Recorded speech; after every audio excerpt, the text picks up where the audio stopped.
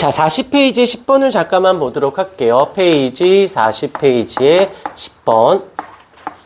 자, 아까 철의 부식인데 용광로의 단면도와 용광로 속에 일어나는 화학 변화. 철의 재련인데, 자, 여기 문제 푸는 것보다 문제가 어떤 개념으로 어떤 식으로 문제화 됐는지 보는 게, 그래서 조금 이상하면 그냥 바로바로 질문하라고 하는 이유가 이거예요. 철의 재련이 나와요. 그러면 개념 정리도 한번 다시 들을 수 있으니까, 여기서 중요한 건 재련이라는 말 뜻을 좀 알고 가주셔야 돼요. 재련이라는 것은 어떻게 화합물로 되어져 있는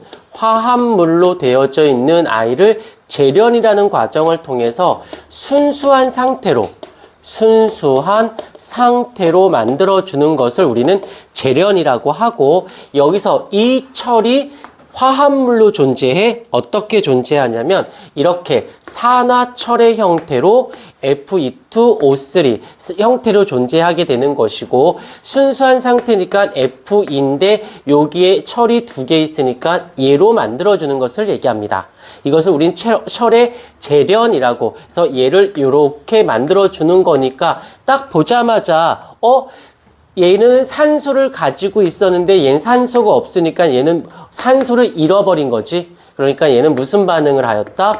환원 반응을 하였다 라고 볼 수 있는 것이고, 그 다음에 자연 상태에서는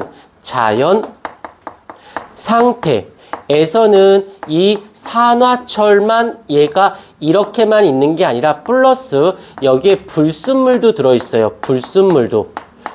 이산화규소라고 하는 불순물도 이 상태로 이렇게 되어져 있습니다.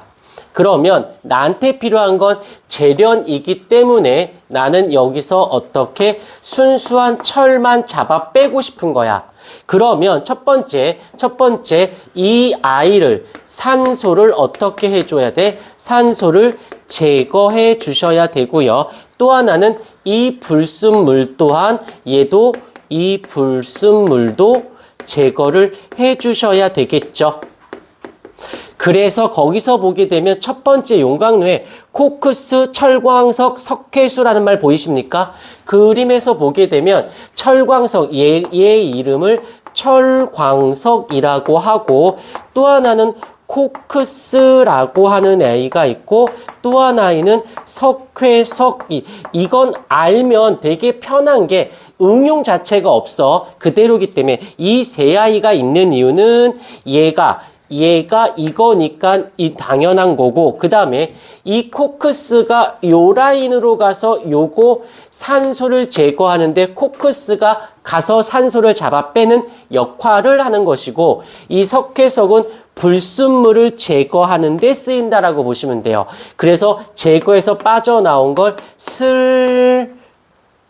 슬래그라고 하는데, 조심해. 요 과정은 환원 반응은 아니에요. 그냥 화학 반응인 거지 산화환원 반응은 아니야. 그러기 때문에 석회수와 요 슬래그가 해서 슬래그가 되는 요 과정은 화학식 자체를 기억할 필요는 없어요. 왜? 산화환원 반응이 아니기 때문에. 그러면 여기만 기억해 줘야 되는데, 자 볼게요. 이제 코크스가 들어갑니다. 탄소를 우리는 코크스라고도 하는데 요 아이가 산소와 반응할 거예요. 근데 이때 보통 이렇게 되면 딱 눈에 띄어도 반응하고 나면 뭐가 돼야 되는 게 보여? 이산화탄소거든? 근데 아니야. 얘가 두 개가 붙어서 두 개의 일산화탄소, 이산화탄소가 아니라 일산화탄소가 됩니다. 요게 만들어졌어요. 그러면 아까 이제 철광석으로 가죠. 철광석으로 옵니다. 근데 요때 요게 한두 개 여러 개인데 그 중에 세 개가 이쪽으로 와요. 그러면 한번 천천히 봐봐. 요게 세 개가 있다는 말은 일산화탄소가 몇 개 있다? 세 개 있다는 뜻이거든. 그러면 여기 있는 산소 세 개가 하나는 이쪽으로, 하나는 이쪽으로, 또 하나는 이쪽으로 이렇게 빠져나가서 나가버리면 결국에 남는 건 요 I가 남겠죠. 두 개의 F2가 되고, 알겠지만 요 세 개 중에 하나가 왔으니까 뭐가 돼? 이산화탄소가 되어지겠죠. 그래서 여기선 더하기 두 개의 CO 2가 되어지네. 그러면 결론 얘는 산소를 어찌됐건 간에 산소를 잃어버렸어요. 그러니까 얘는 환원 반응했어요. 이렇게 쓰던 똑같은 뜻이니까 보기 중에 이렇게 쓸 수도 있고 이렇게 쓸 수도 있다라는 거. 근데 얘는 산소를 얻었어. 산소를 얻었어요. 어떤 사람은 산화 반응했어요 라고 해도 된다라는 거. 오케이. 여기가 기본적으로 이건 교과 과정에 있는 이 철의 재료는 교과 과정에 있는 내용이기 때문에 알겠지만 교과 과정에 있다라는 것은 냈다. 여기 있는 걸 냈다라는 건 아니 모르니를 묻는 거라는 거지.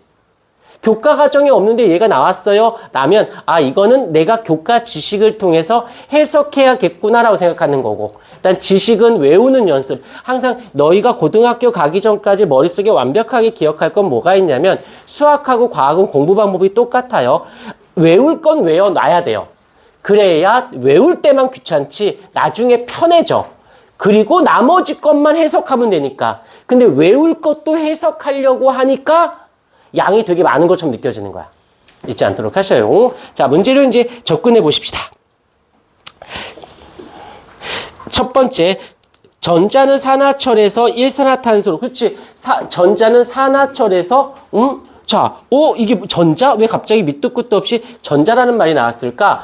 요 아이가 어떤 아이냐면 요 아이를 살짝 끌고 와 볼게. 이제 요런 것들을 자꾸 경험해 줘야 되는데 Fe2O3인데 얘가 어떻게 되어진 거냐면 OE-가 3개가 있고 철이 2개가 있어요.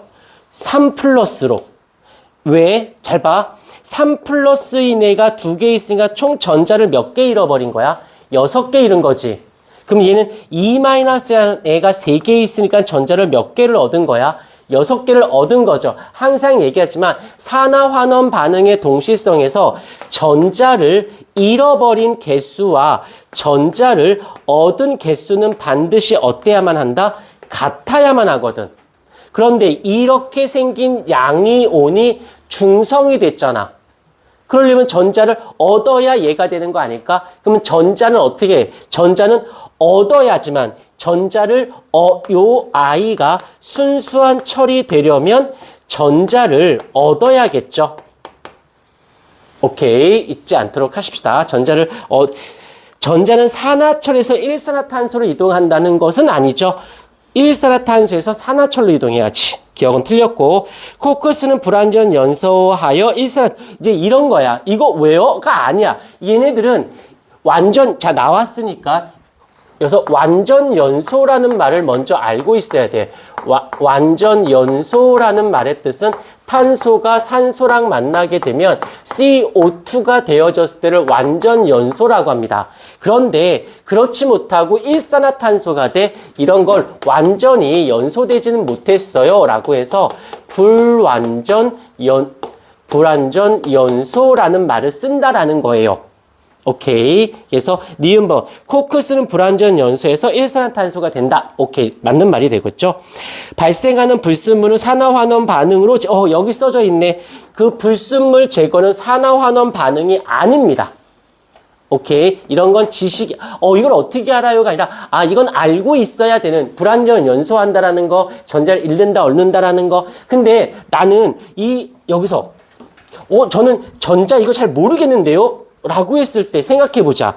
얘가 지금 환원 반응이잖아. 환원 반응은 전자를 어떻게 했다는 거야? 얻었다. 나 미친 거 아니니? 왜 여기가 이름이야? 내가 아파요. 왜 이래? 산소를 어떻게 한 거야? 이름. 맞구나. 내가 아파요. 산소를 얻음. 환원 반응했다라는 것은 산소를 잃었다는 말도 되지만 전자를 어떻게 했다라고 할 수도 있어. 얻었다라고 할 수도 있지 않을까? 여기 전자를 잃었다.